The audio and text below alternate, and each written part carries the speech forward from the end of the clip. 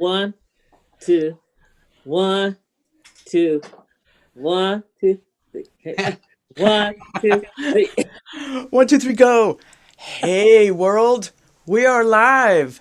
We are the instructors of the next Guitar Cloud Symposium Deep Dive that's going to be happening on March 20th. I'm going to introduce you all to everyone in a bit. We got Pete Thorn here, Kat Dyson, Jason Fellman, Mundo, Juillerat, and of course I'm Joan Jett. And I'm going to tell you, for the people that don't know, what is happening. What is happening? Gigs are coming back, y'all. And join us in the virtual space. This is Guitar Cloud Symposium that was started last August with Gretchen Menn, Vicky Genfan, and Neely Brosh. And it has just grown into this fantastic beast of having people join us virtually all over the world. We've had people from Zimbabwe, Ireland, Mexico City, a country named Suriname that I never even heard of before they showed up. And I got people joining us from New Zealand at 4 a.m., the poor babies that, oh my God, that is dedication to the instrument. This is a thing that is for guitar lovers. It's a smorgasbord for guitar lovers. And I just put the April event on sale. Every other month, we do a deep dive, which is what this is going to be on March 20th. That's a one-day Saturday thing, almost 8 hours of content. And then every other month, we do a long weekend that starts on a Friday night with a 2-hour orientation and Q&A and having people get to know each other and having the instructors get to know the students that are coming in. Then you put on your seat belts. Saturday and Sunday is nonstop. Well, that sounds frightening, doesn't it? We do stop. I was going to say nonstop content, but that format is each instructor does an hour, which would be 2 modules of different information, different techniques, like maybe slide guitar and finger picking, and then a half-hour Q&A period.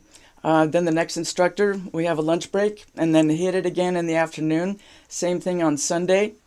We end up with 16 different modules of content from people all over the globe. It's amazing. In April, we're adding, for the first time, Greg Koch is going to join us and do a module on tone. He and I are both Fishman Fluence lovers, and he's also going to do another thing on slide guitar. So that's going to be super cool. And then Mundo, at the bottom of my screen, it might be at the top of yours, Mundo Juillerat is going to do a thing on gypsy jazz rhythm and gypsy jazz guitar soloing. Gretchen Menn is coming back. Daniele Gottardo is coming back. The core people, and Vicky Genfan with her slap tap stuff. You can see the schedule and download the schedule now at guitarcloudsymposium.com. But as soon as I said now, don't leave, not just yet, because we would like to chat with you about the next thing that's coming up, which is super exciting. That is March 20th, starts at 9 a.m. so people in Europe can join us without, having to put toothpicks in their eyeballs. They might have to by the end of the day, but at least they can join us at a reasonable time. Before I get into what we're going to be teaching March 20th, I want to thank our sponsors. When I started this, I thought, we are in a pandemic. Good luck getting sponsors. And we got so much love, it just floored me. Our top tier sponsor is Positive Grid. They've been with us for months and will be with us through the summer. And during the long weekend events, they give away a Spark amp to some lucky student, which is super cool. I've heard really great things about the Positive Grid bias plugins. Everybody's saying, you got to get it, you got to get it. And I'm so close. So we love them. Audix microphones. I discovered Audix in the before times, before the pandemic. A sound engineer put an i5 on my cab, and I had in-ears. And I go, wow, what an improvement. And I had to know what kind it was and call them up immediately. And we've been buddies ever since. And they've been giving away an i5 mic and this cab grabber, which is a super stealth way to attach to mic your cab. So you can put it on a combo or just a speaker cab, and it is expandable and tension fit, so you don't trip over the damn mic stand that's usually in front of your cabinet, which I have done so many times. And you, damn it, you know, and then the mic is all askew, and that's the whole thing that they have fixed, which is super cool. Fishman's been with us from the beginning. I use their triple play wireless MIDI system and the Fluence pickups, the Modern in the Bridge and the Strat series in my other two spots. And they have given away a ton of these really cool stealth clip-on tuners to the students. And Sweetwater. It's not just about Tootsie Rolls, although you know as soon as that box comes, there's some candy waiting for you. and so rather than order everything at once, you need to order some strings, and then order some pickups, and then order a guitar. You get a whole bunch of candy for free. They've been giving away T-shirts and journals and pens, and they've been a great support, plus a $100 gift certificate, which is super cool, super cool. So, having said that, I think it's time to talk about what we're here today gathered to speak about. Between us, Pete Thorn has worked with Chris Cornell, with Don Henley, with Melissa Etheridge, and numerous other people. Kat Dyson has worked with Prince, you might have heard of him, and Cyndi Lauper, and one of the most popular acts in Italy, Zucchero. Mundo is joining us. He is the theater show king. He worked in Las Vegas for many decades. And Jason Fellman is my booking agent, and just about every band in the Northwest worth talking about, he's connected. And we have so many decades of experience between us that we decided to do this deep dive into what it takes to get the top tier gigs. You know, you might be in a club band that's playing the dives, and you're wondering, how do I get to the next level with the best clubs, or maybe doing corporate, maybe a tribute band that you want to expand and get to the next level, or maybe you want to be a hired gun like we have been. I got to work with Jeff Beck. How cool is that? That's just an unbelievable experience, and you never know when you get one gig what that's going to lead to. I didn't ever think I would be in Jeff Beck's band. It wasn't even a thought in my head. I just wanted an autograph, you know, and I had already been in the Michael Jackson band. So that let him know that I was able to be on a big stage, and I could deal with 50,000 people, and I wasn't going to choke. So, you know, that's a super cool thing about being in the music industry. You meet people, and you might get an email one day that changes your life.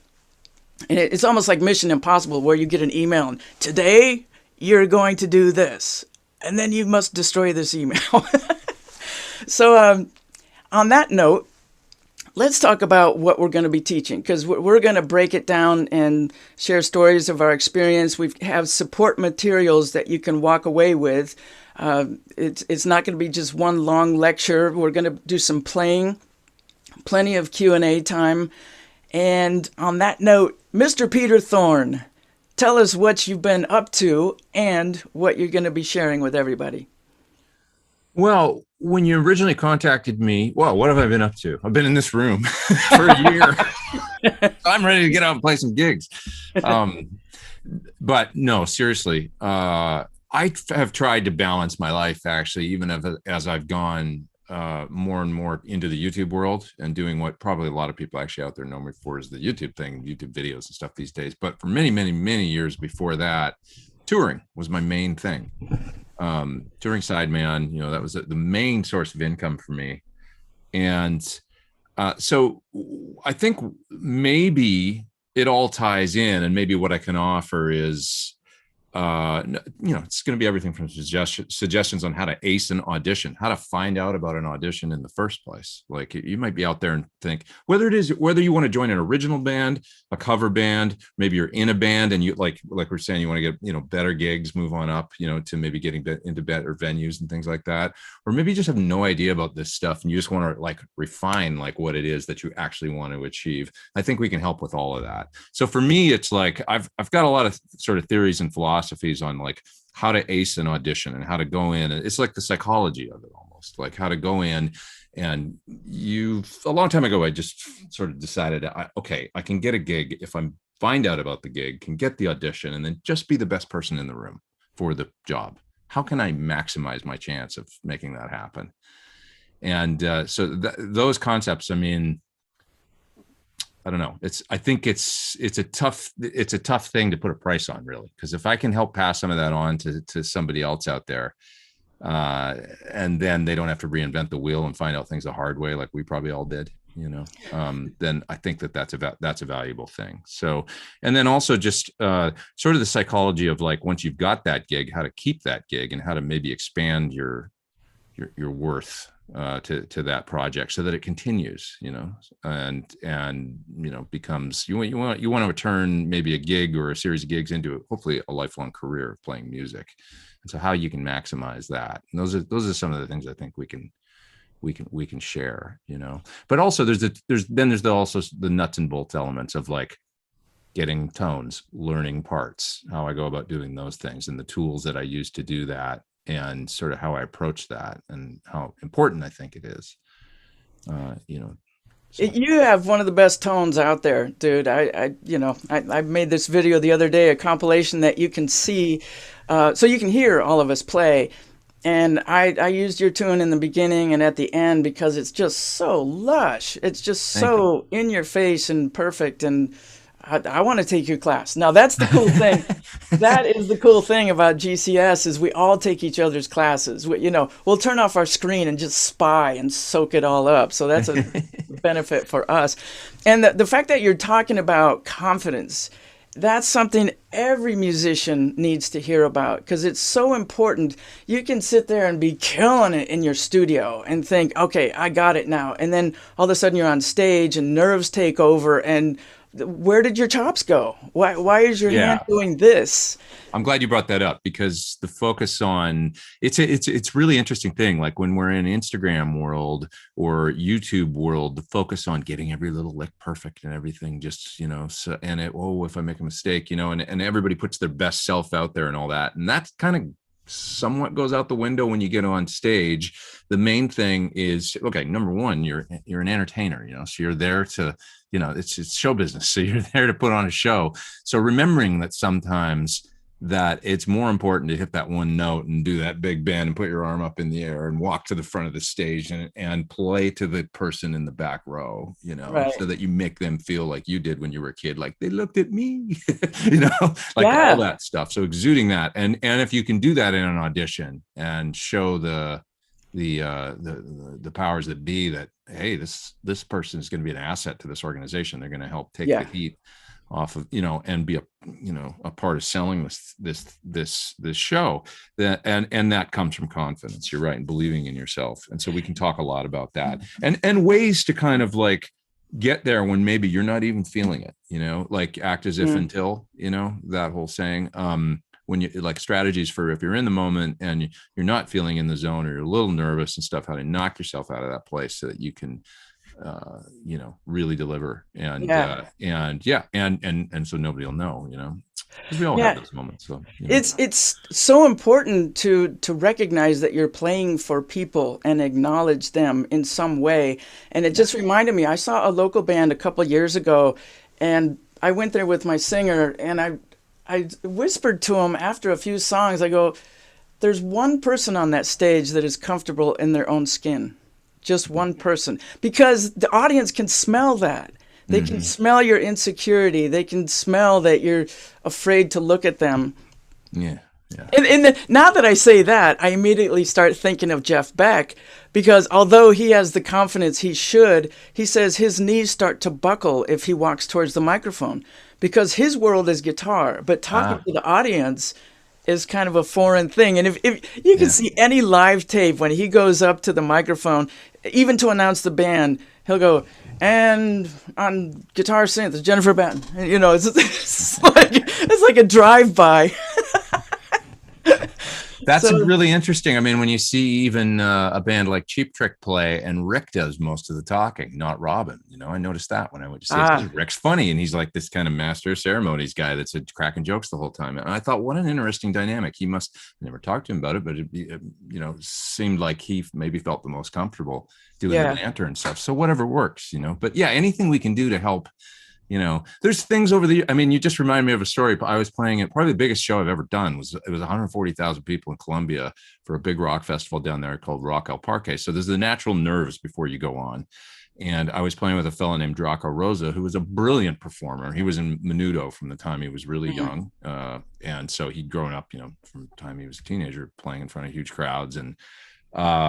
And I remember going on stage and, you're like, okay, what's the first song? Okay, set list. And you're like thinking all these things. Well, he comes walking out, and he walked out first, and he starts jamming this riff. 140,000 people, well, what is he doing?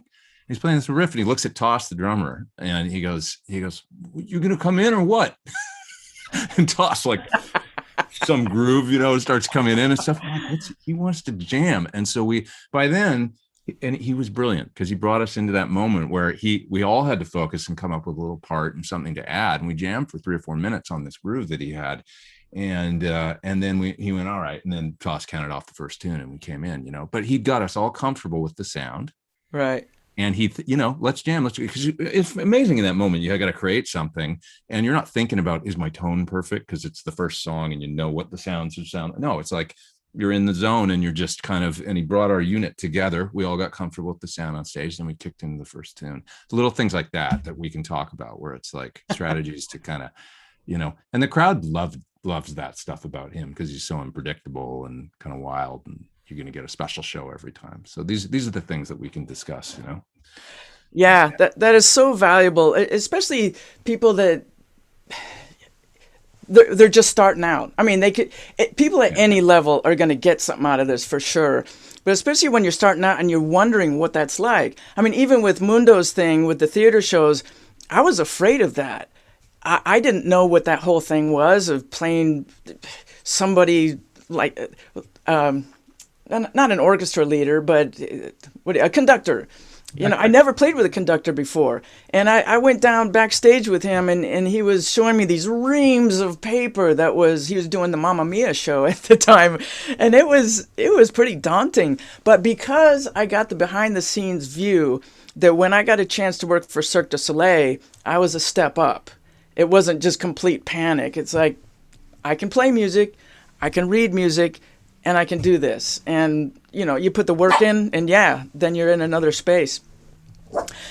Speaking of Mundo, why don't you get into the theater show thing? I started this last deep dive a couple months ago, adding a special guest. Normally there's 4 of us, but I thought you would be so valuable in this day to be there for Q&A, and I know you have a lot of things prepared as well to let people know what it's like behind the scenes there.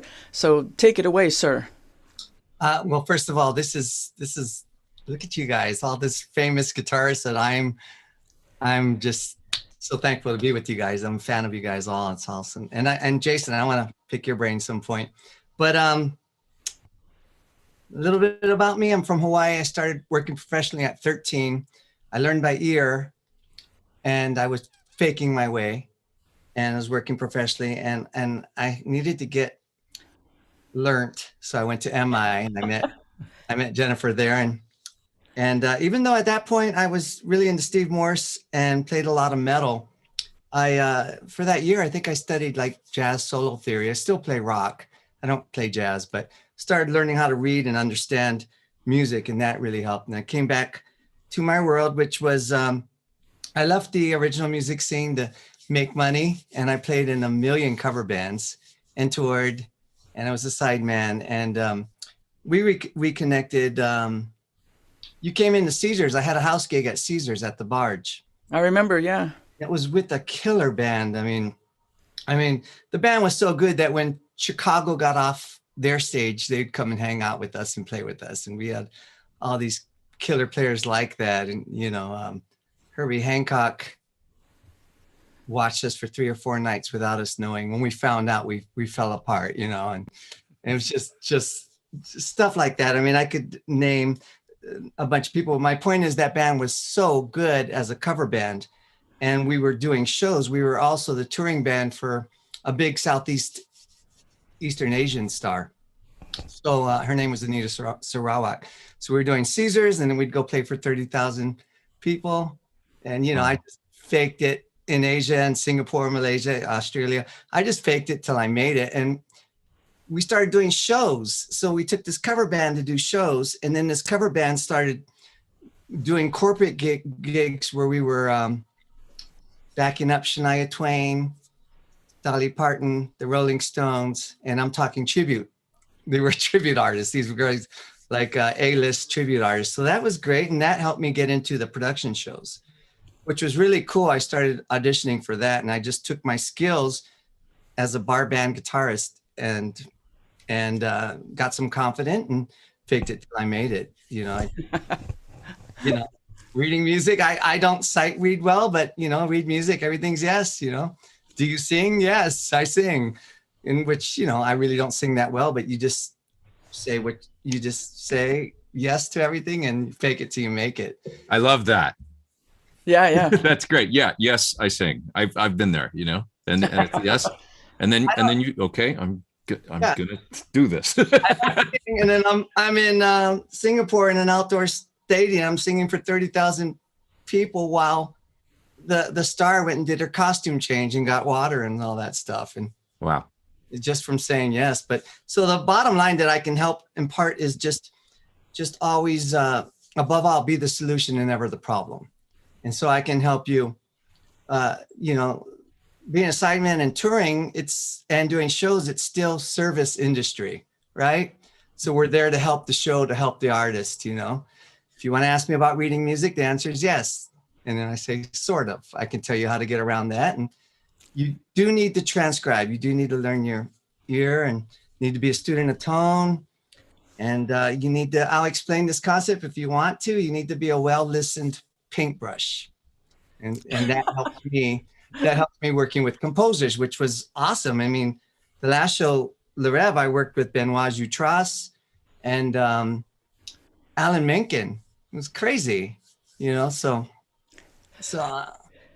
working with sound designers, directors, it's just, here's another big thing if you want to ask me, working with in-ear monitors, because I come from a rock and roll amp world, and then that's a big jump.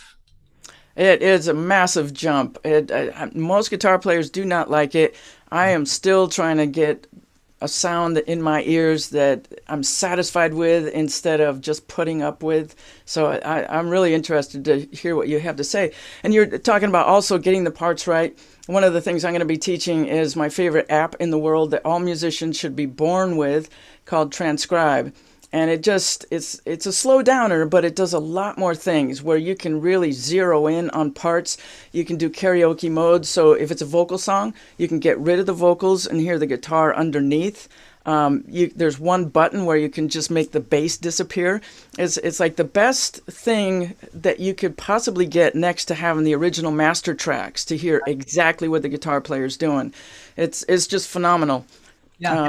My audition for Mamma Mia, they gave me this really well written out music that was wrong. And I asked them, and you have to understand, it's often written by a keyboard player, so they don't understand our voicing. Once again, I want to be the solution and never the problem, so I'm going to try to read between the lines and play it the way they want. But for Mamma Mia, I said, I kind of knew it was wrong, and I said, you sure you want me to play the ink? And they said, yes. And so I played the ink at my audition, and they were like, they gave me a CD of ABBA Gold, and they said, could you play it the way it's on the record? So I went home. I had a call back and went home and played it like the record, which was more guitaristic and easier. And I would have maybe done that the first time, but I had asked them, you sure you want me to play the ink? And that's why you need to transcribe. Yeah. You know, that just reminds me of a little anecdote about a buddy of mine that got a gig with Johnny Rotten and Public Image. And I think they asked him to listen to a live record, and he did. And he thought some of these bass parts are really weird, but he copped them, and he played them at the audition, and they go, what are you doing? And he goes, well, I learned them, directly from this live record. And they go, oh, that guy was on heroin. So, I mean, you can never be too prepared. Know the record version, know the live version. Kat, speaking of live, your experience kicks my butt. The stuff that you've done, the stuff that you've been forced to do, just with Prince alone. So, dig into your thing. Well, I'm pretty in line with with both with all what all three of you have said, but what my approach is bring your whole self, but then be ready to surrender yourself to the music. Bring all your tools, but ultimately, if you're hired by someone, you got to make them not miss the guitar that on the record. You got to make them not miss the guy that was there before you or the girl that was there before you. You got to let them feel like the parts are there. So, there may be something that's absolutely stylistically out of your wheelhouse, but if you empty out the glass you have, and the glass you have is still your glass, but you got to empty yourself out to just take a deep dive into whatever you're preparing for. And if I have enough run-up time to know who I'm auditioning for, I'm a bit Spock-like about it, and I'll start reading the background of that person and see who influenced them, and even go back further if I can, so I can be ready. I knew that, Prince was really into James Brown. I knew that he was really into groove. Before I went and auditioned, I just learned a bunch of James Brown songs, just refreshed my memory. And one of them turned out to be our sound check song that sometimes we would play for 20 minutes before we got into the set. Wow. He would just play talking loud and saying something because he just thought it was funny. But it was a way to sound check while he was on stage, and he would point at whatever mics or And I mean, and one night he just said, okay. And sometimes he called me Kat, sometimes he didn't, because Kat was also a dancer. Right. So he'll just say Dyson groove, bass and drums. And I'm just playing that James Brown lick for his love. And he would just stand there, just give me the stink face. Just so you never know. You have to surrender. I mean, he made it seem like it was a solo, but it wasn't really. It was just a groove. But that's all he wanted to hear. Sometimes people, you have to surrender to what they want to hear. Not always your sense and sensibilities. I mean, I did Change of Heart with Cyndi Lauper. And for we did a live taping called At Last. It was a DVD taping. And there was a violinist, Denny was playing violin. And she says, okay, I want like a dueling guitar violin thing. And, people ask me, well, why did you play that solo? Why did you do that? Why didn't you do something else that was more? I'm like, because she, at the rehearsal, she would sing everything. I want, and I just want you to, and it seemed like a joke, but she had this thing in her ear. And the thing is, she could sing anything she wanted us to play, and because she worked with such great guitar players with Nile Rodgers, all the cats that played on all her records, just Rick Derringer and all those guys, I came with a PRS. She's like, yeah, Nile has a Strat. You got a Strat.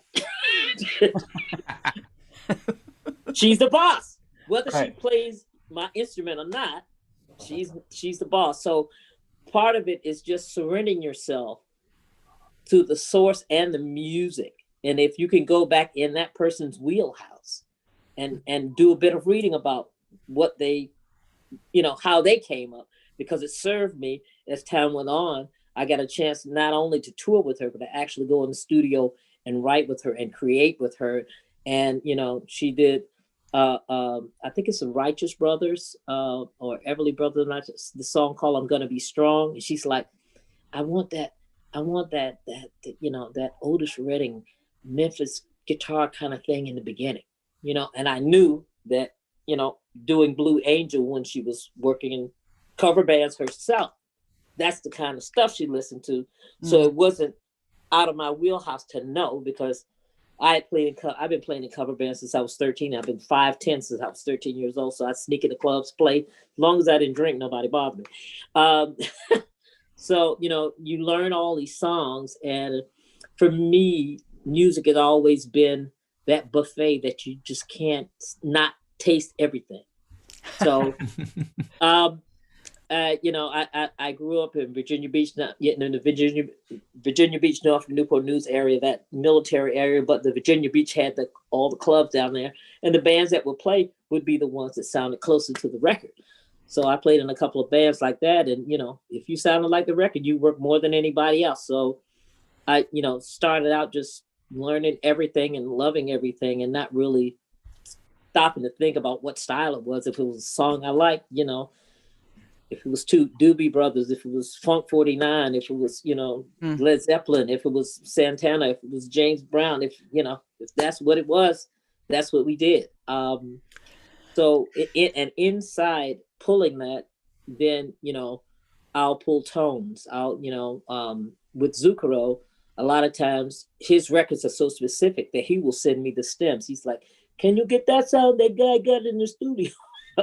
So he sent it to me in enough time for me to take it and analyze it, listen to it, slow down. And I use transcribe too, but I also use the Amazing Slower Down for a couple of things. I use it for practicing too, because when I'm doing scales, say, and scales are just, but what I'll do is, you know, I'll do a backing track, you know, and with the Amazing Slower Down, I can have drums in a backing track. I can speed that up or slow it down. So I've got a drum beat and I can play scales, and then you can incrementally move them up a half step, do all your scales in that next step, and you still got a drum beat going. You can speed it up, you can slow it down. I do that to just not be absolutely bored with, you know, scales, patterns, things that are unfamiliar to me. If I have some lines I have to learn, I'll slow them all the way down, but have drums that I've made and like a little backing guitar thing to just make me focus in on that stylistic thing. He slurred here, he pulled there. I also played in corporate bands with a great friend who was MD for Lionel Richie's name is Randy Stern. And the band didn't really have a name. The subtitle was "If You Have to Ask, You Can't Afford Us." And we for before COVID, we would always do the big fundraisers for the LA's Children's Hospital. So one year, Seal was there, and Timothy McPhee from the Eagles. Timothy, I can't tell you why. Was it Schmidt? Timothy B. Schmidt. Yeah. Timothy B. Schmidt. Okay. Yeah. So they both were there. And at the rehearsal, one of Seal's backup singers was there because he couldn't make the rehearsal, but his management was there. So when we did Crazy, we did, you know, Kiss on the Rose and Crazy, you know, and I learned Landau solo, right? And we played it through, the girl sang it, and the manager came from out of the shadows and said, can you go back to the solo section? I said, uh-oh. So somebody's nitpicking, right? So we do it. I play it. And he looked at me. He's like, we paid Michael Landau a lot of money every week, and I never heard him even play the solo, and he played it on the record. I mean, we paid for that solo, but you just played it twice. So, you know what I mean? That's what I was there for. And with Timothy, we did I Can't Tell You Why. And as a kid, I loved it so much, especially the long version on the radio when they just, and I learned that a lot of the cover bands and stuff I was in, I learned by ear, even though I took piano lessons like every little Southern girl does. But guitar was my fun. I don't got to look at music. I'm just going to play by ear. And I mean, eventually I went to college and studied at the same university where Victor Wooten's brothers, we all went to Norfolk State University. But, you know, I jumped into that whole thing, and it all kind of worked out really, really good, you know, shaping my ear, listening to everything, and just I Can't Tell You Why. I learned it. I almost sang it. I almost learned how to, because any guitar player that's really, really playing phrases, even though you might not see them do it, they're humming, they're singing, they're breathing. All that stuff is inside how they express themselves. And for me, that was just such a well-constructed solo. So I learned it. And so he came, he was there. he did it, and I figured they're gonna cut the song off. He's like, "No, keep going." And I guess he was checking to see if I knew the whole thing to the end, and I played the whole thing to the end. He was like, Right. Wow. See, so now it's people that will go the extra mile that are getting the better gigs. It's not just about getting by and getting the paycheck and move on to the next thing. It's like putting your heart and soul into everybody's gig, so that you can nail gigs whether you're playing for 50,000 people or 5 people, basically. "Man," and I mean, I was a Catholic in Virginia singing in Latin. So when I auditioned for Zucchero, I actually learned the background vocals to his things, which everything was in Italian, just for fun. And so when I auditioned, I sang the backups as well. And he was like, "Well, can you sing blues?" And I'm like, "Oh, that's the easy part. That's me right there." So I a lot of people will audition, and me just taking something that I already had. If you already got something, you'd be amazed. So, go get as much music, go to that buffet and try everything. So I guess you can call my little course buffet style. There's about like 4 or 5 things that have happened here already that are just gold, that are like, as far as like, let's not give away too much because we want people to come right on the 20th. But there's so much brilliant stuff that I'm learning too. It's great. On top of all this brilliant stuff, it's one thing to be a player, and it's a whole other thing to get booked. And Jason Fellman, sir, I've known you, gosh, I've been up here in the Portland area 17 years now, and it seems like I've known you most of that time, or at least a good chunk of it. I was going back to one of those shows at the Roseland. It was like at least 9 years ago, I think. You know what? Okay, I thought about this today, that you kindly offered me an opening spot for, I'm not going to say what tribute band it was, but at that time I was really into doing my multimedia show, and I had worked out this like brutal Les Paul thing that I would do with a looper. And I did that, and I'm looking out at the audience going like, they are here to hear Bon Jovi tunes. That is a case of me not reading the room one bit.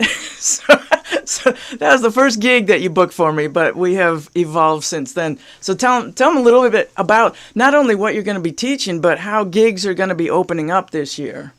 Yeah, I mean, it's really, first of all, it's fascinating for me because my stake in all of this is sort of twofold, right? As a musician, right? So I went to PIT, so I'm the drummer in the group.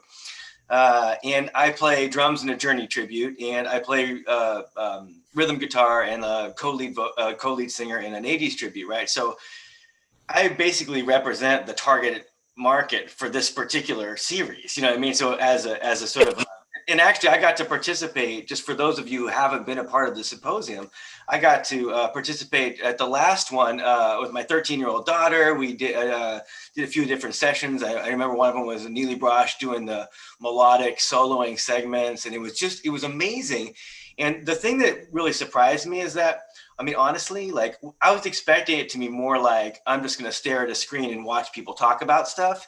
And what surprised me is that how interactive and the community vibe of it. It's like, I wasn't on there with 1,000 people. It's like you guys were actually talking to the students, and there was real dialogue, and people were able to ask questions in spades. And it's like, that was if I was to tell people one thing that definitely like will surprise you. And I think that's part of also, I mean, honestly, in a time where lots of things are given away for free, that's why there's a cost associated with this. You're going to get interaction and stories with the likes of the people who are surrounding me here and myself, giving knowledge that is just really, fairly unique and in an interactive way. So that being said, one of the things that was so cool about when Jennifer approached me about doing this segment as representing business knowledge, talking about booking and promoting. So marketing, booking, promoting, getting the good gigs. Even at that time, it was sort of, we couldn't have predicted that we would be on the precipice of things opening up again. So what's interesting is in between the time when we actually set this whole thing up, and here we are rolling this thing out in less than 2 weeks, all of a sudden, like what I have seen as somebody who operates both as a concert promoter and a talent agency, is it's almost like someone turned the industry lights on about 3 weeks ago, and things are finally starting to percolate. And so it's like, wow, what a great time to sort of get your house in order, right? Because one of the things that's going to happen is that, business and markets go in waves, right? And so as musicians, as an industry, we have literally been at the bottom of that wave. Like, it can't get any worse than 100% shut down, right? But the universe operates on the law of averages. And so ultimately what's down is going to come flying back up. And what it does, that means that not only for existing bands and acts does that create a ton of opportunities, it also, you think about how many national tours are going to be spinning up, getting ready to go and fill dates that they've been sitting on for 2 years, right? Well, someone has to play those gigs, and we're going to have a supply and demand equation with musicians versus demand that we've never seen, where there's actually going to be a shortage of both really good bands, really good players, even things like production companies. Because what happens when we're going to have concerts every night is everyone tries to make things up. What's a summer going to look like when you're, 3 years worth of, or 2.5 years worth of events are finally going forward? So that's a good sort of backdrop for the session that we're going to be having, both in terms of what the rest of y'all are talking about, preparing as a musician, and some of the business items that you've discussed. And what I'm going to be talking about in my session is really, like I said, booking and promoting. So I'm going to give you some really, sort of inside scoop into how the booking process works. Once you contact the booking agent, what actually happens, right? Like, are they really just, listening to 15 seconds of it and throwing away? Are they ignoring it because of the formatting of the email? Are they annoyed because I'm contacting them too frequently? Did I use the wrong medium?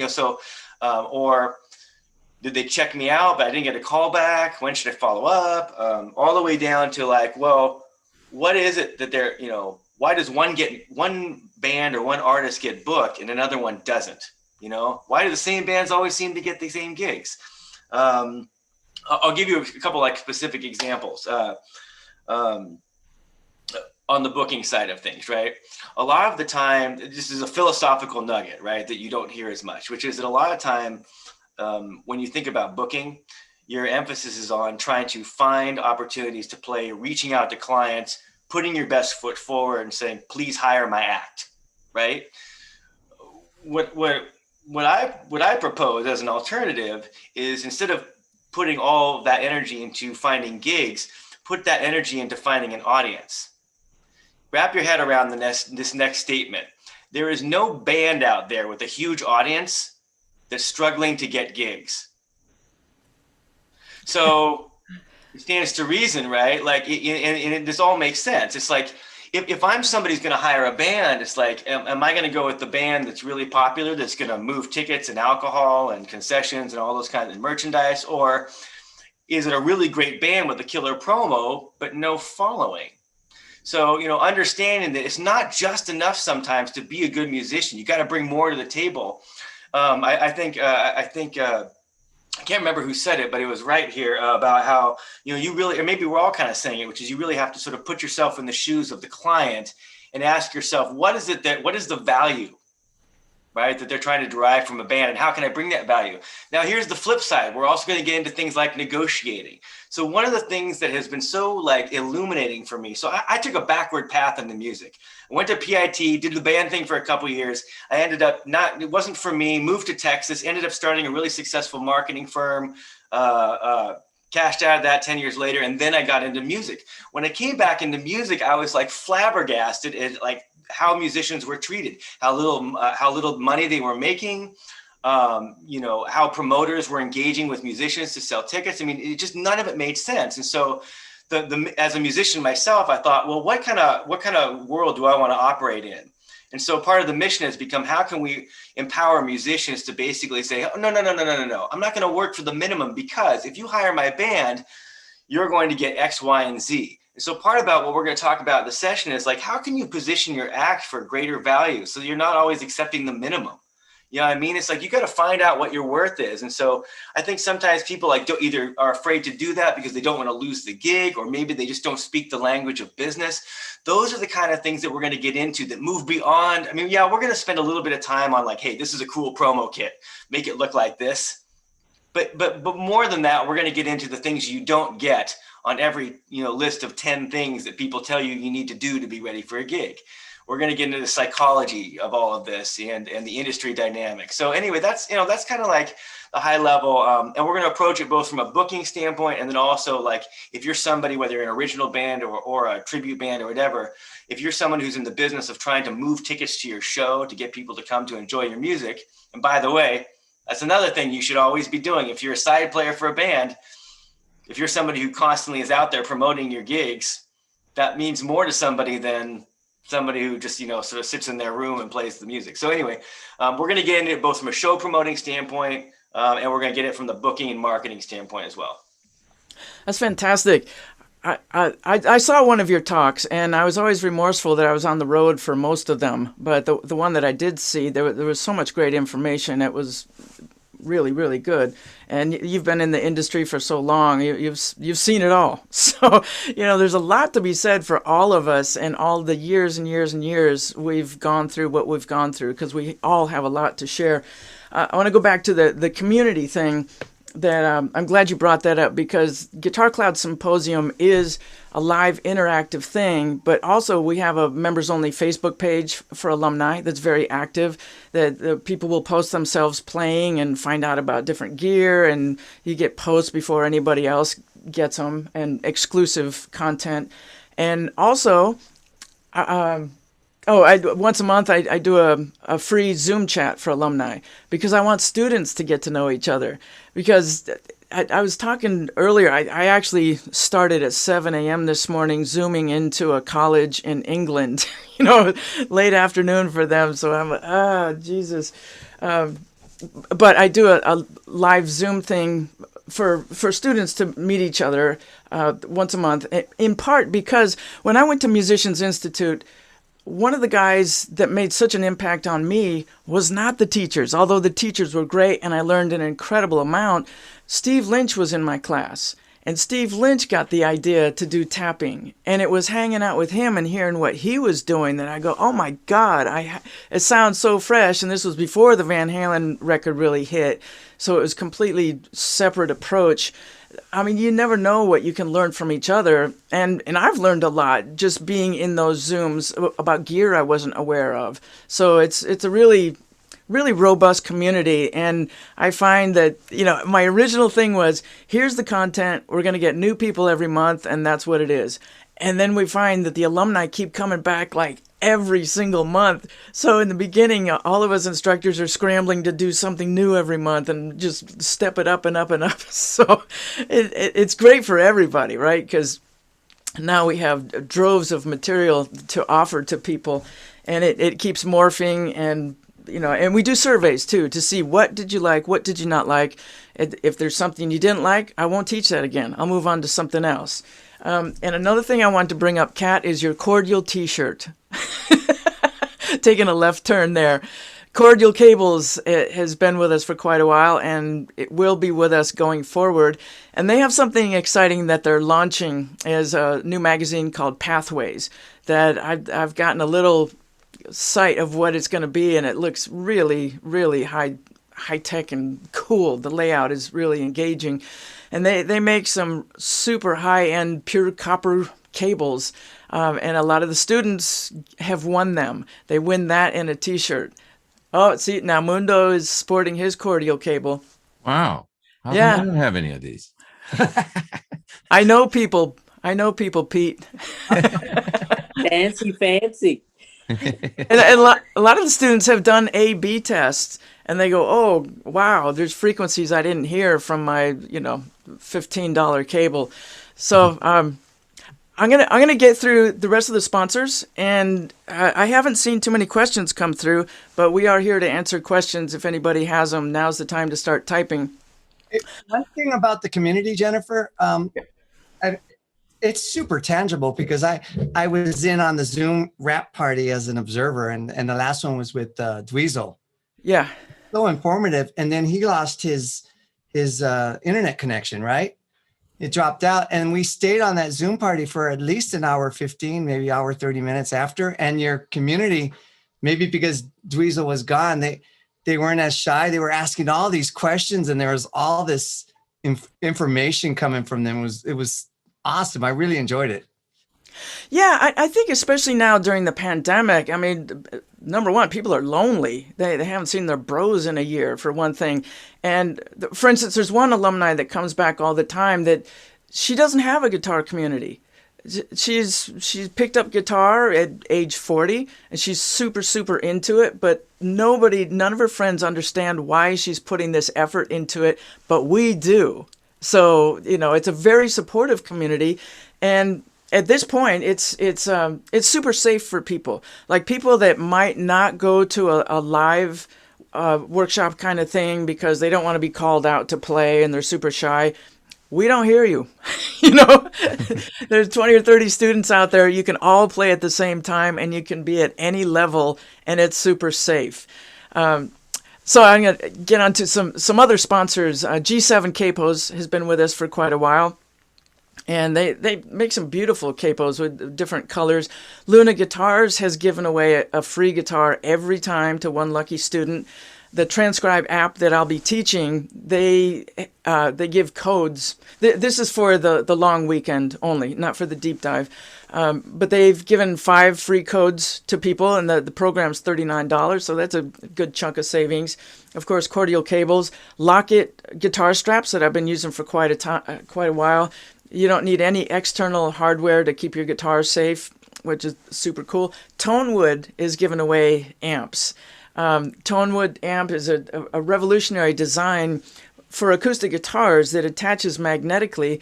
And for instance, you could be at the beach and get delay and reverb and envelope filter without plugging into an amp. It's very trippy how that thing works. Guitar Playback by David Walleman. He offers up a whole folder of really high-res backing tracks that all the students get. TrueFire.com offers 90-day free access to all of the students that come. So you get a lot more than the content. And having said that, like everybody does modules, and there's all supportive folders. So the stuff you don't remember, you will get some kind of a reminder to go with it long term. Blue Guitar has been with us. I've been using the Blue Guitar Amp 1 ever since they built it. Kat and I both use that. It's an amazing, like 100 watt, 4-channel analog MIDI capable amp you can put in your purse. Yes. When she first let me see it, she pulled it out of her purse and plugged it into 2 Marshall 412 cabinets and almost blew up a ballroom at NAMM. Yeah. It is. There it is. All right, Mundo's it's smaller than my iPad. Yeah, it's the coolest thing ever, man. 99% of my gigs. All right, the Blue Box, fantastic. That's my piece of gear from them. I don't have the same one that you have, but this is cool too. Mm-hmm. Yeah, I really dig. I record with the Blue Box, which, if you're not familiar, it's a 16 choice of different speaker IRs. Plus, there's a knob on it that's a virtual mic placement knob, and I take that as a insurance for one thing. I do a lot of solo shows, and there's. Boy, the last tour I was in Europe, there was at least 2 gigs where I showed up and they go, "Oh, you need cabinets? We didn't hear about that." So now I know I can go direct and have a great sound and not have to panic about it. Mm-hmm. And on every gig, whether I use it or not. So it's saved me twice now. Wow. The Blue Box, this guy. Yeah. Oh, you got one too. Cool. Wow. Yeah. We all know about this thing. It's great. They did give one away. They gave an amp away at our launch in August, and Thomas gave a Blue Box away at another one too, and T-shirts and all kinds of things. The sponsors are so generous; it's mind-boggling. In fact, I spend a good 2 days gathering everything from my living room. It just looks like a shopping mall in my living room, and I package everything up and send it out. And then Tatrix is another sponsor. That they make modular gobos. So, for instance, you could have the same modular setup for a drum set, turn it into, it's like Legos for sound lessening. The word isn't there. Shut up, make it quiet. So you can.